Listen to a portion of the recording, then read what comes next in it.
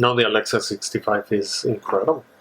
We were very lucky that when we had already started the shoot when we got the call from Mary saying we have a camera, and almost without testing it, they brought it to. Well, I mean, they did test the camera. They were very sure the camera was working, but for me, almost without testing it, I just shot a couple of frames and we loved it. And when Alejandro saw it, he said, "We have to have it. We gotta have it." And we had already sent film back to Hollywood because film was just not getting what we were trying to do. It's not sensitive enough, and it was getting grainy, and we were shooting very, very late. There's a lot of shots in the movie that are past dusk, very late. So the digital cameras were able to give us a beautiful, very clean, immersive image that we were very keen on. And then when the 65 came, first I said, well, we'll use it only for landscapes and big vistas. And then we were like, well, maybe a big vista and this scene, and maybe this scene. And so little by little, it almost took over the movie. Because it's so immersive. It's something that, it's the first camera that I work with that really almost translates to 100% what you're feeling when you're in the location. How many times you go to, the Great Canyon or the Yosemite and you're going to take a photo and you go like, why is this doesn't capture anything? Why is that it doesn't feel the way it feels when you're there? This camera does it. So it was just, I think it's going to be a game changer and everybody's going to start to using it more and more. Ari, sometimes when they don't feel the camera is done and ready, they don't break it out. They don't break it out. They are very responsible about that. Oh, very much so. And then, but what happened, I don't know if I should tell you this story, but maybe so. I mean, if it's okay. It's when they brought the camera had not passed the FCC. And I don't know what that means, honestly. For me, what it meant is that we could not use it because if there was an issue, the insurance would not pay. And but we did a couple more tests, invited Brad Weston and the studio to see it, and obviously Alejandro, and everybody was like, oh shit, we gotta use this. We have to use it. So little by little we started using it, then we got the call, it's FCC approved, and boom! Oh my god. Yeah, I was very happy and lucky that these guys made. And I'm not geeky in the sense that I mean, not because it's new I would use it. I'm not looking for the new thing. No, you're looking for what's going to deliver what you need. Exactly. And in that camera, in 1 minute, we were like, this is it.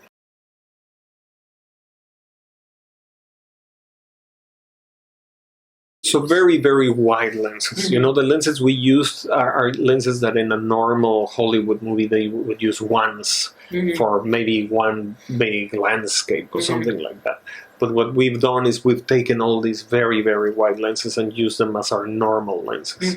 And they do bend a little bit and they do distort a little bit the faces, which we also wanted because Leo's so damn pretty and Tom is so beautiful. And We don't want them to all these look guys. pretty. And we want them to look like trappers, you know, beat up real trappers. And I think this lens does all that. It makes these guys look more like these characters. It relates them to the environment.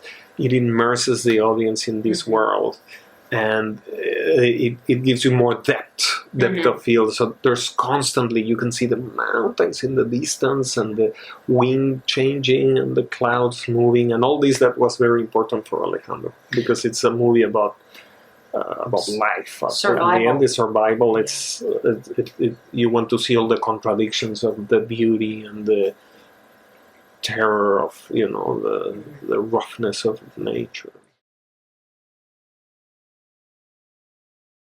But there's almost no dialogue. Because there's almost no dialogue. So I think what is amazing about Alejandro is, number one, that he is a few of the great directors that trust the audience. So he is showing all these, and there is no dialogue, and he's not afraid. He doesn't have to feed information to the audience. There doesn't have to be There has not to. He doesn't need explanation. He doesn't need it. He trusts that the moods and the emotions are going to be. You know, that the audience are going to get all these emotions by going through the journey of watching the movie and experiencing the movie objectively, but also subjectively through the eyes of Glass.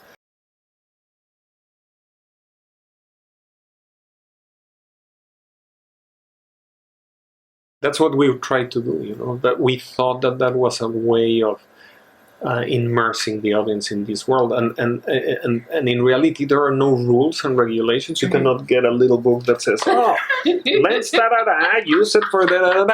So what I love about Alejandro, again, that I admire this guy so much, is that he really takes everybody in the tightrope close to the cliff, and he says, "Well, that's what I feel is working. So just get in and let's use these wide lenses to be able to have a relationship between these actors and the environment constantly, and to be able, as you were saying, to shift the point of views, to go from a subjective shot to an objective, and then to the subjective of another character, and I think that way you get immersed in much so. You are in the story.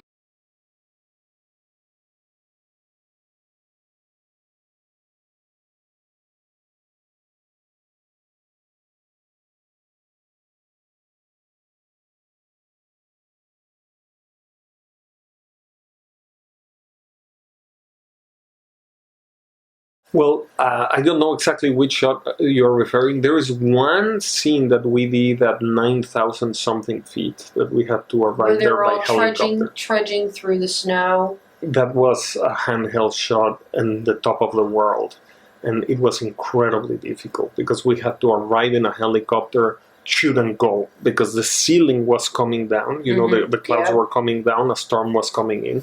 And you have to be sure that you get in there and get out. And what we wanted to show with that is that these guys were almost lost without the guidance of Glass, and that they went through incredible hardship to go back to the fort. There's another scene that starts with the waterfall, and that is a crane shot. It's the water, and then it comes up, and you see them kind of lost, having a little bit of a conversation about the map and stuff like that. Yeah, they're not good with directions. Not great without Glass. But so it was very hard.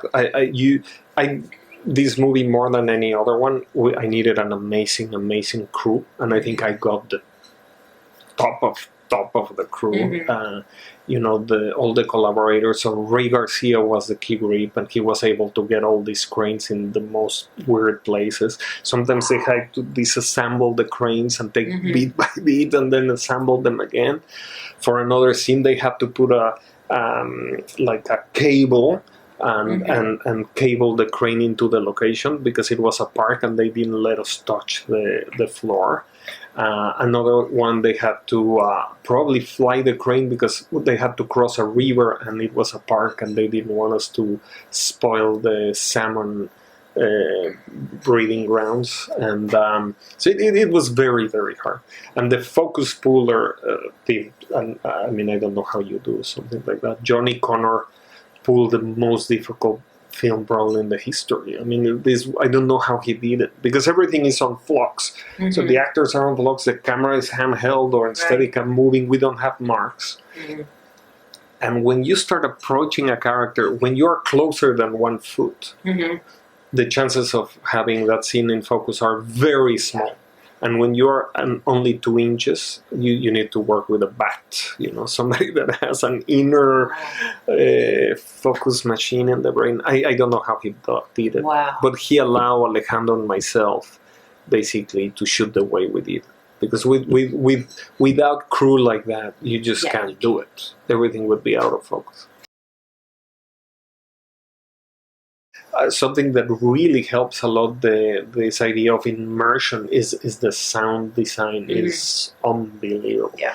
Alejandro, he used to be in radio, and he's very knowledgeable of the power of the audio design, and he worked very carefully. I visit them many times, and he's exhausting. He's going from the macro to the micro, analyzing every particle of the sound. Yeah. And the same with the image. But it was great to see a director using the tools with this craftsmanship, this amazing use of at the top of his game. 100%, 1,000,000%, and that's what we want. We wanted the weather to impact the work. The weather is an important character, and it's making is creating the characters, is molding the characters, and also determining what we can do and we cannot do, and how we are gonna photograph it and stuff. So that's why we shot. Because we did want the weather to impact the movie. We didn't want to run out of snow. That's a different story. Well. But we did want the wind to hit us hard and the snow to hit us hard, and the way it probably happened to these guys.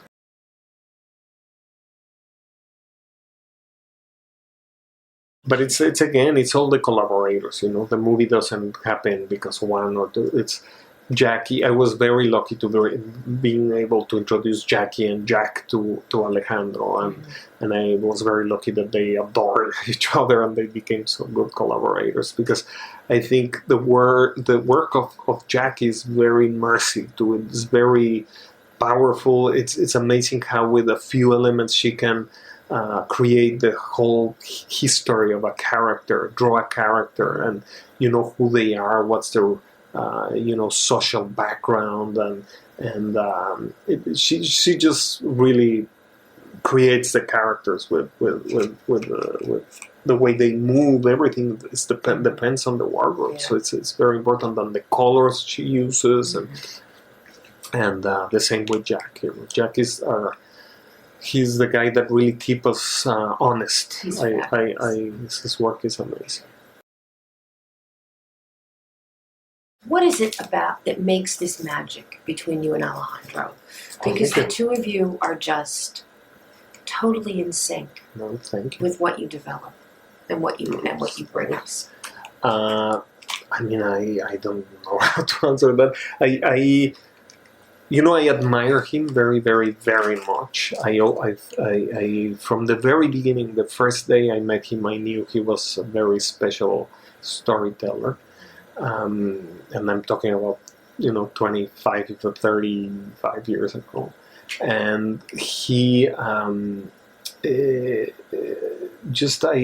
love how he sculpts, how he's able to create these environments and atmospheres and moods, almost as if it was music, without having to explain too much, and without the dialogue, and how he's able to transport, and how he's able to